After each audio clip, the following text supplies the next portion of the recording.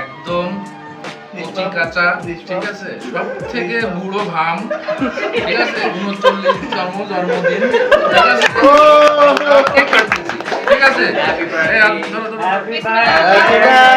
সাব্বির চাচা, সবাই চাচা।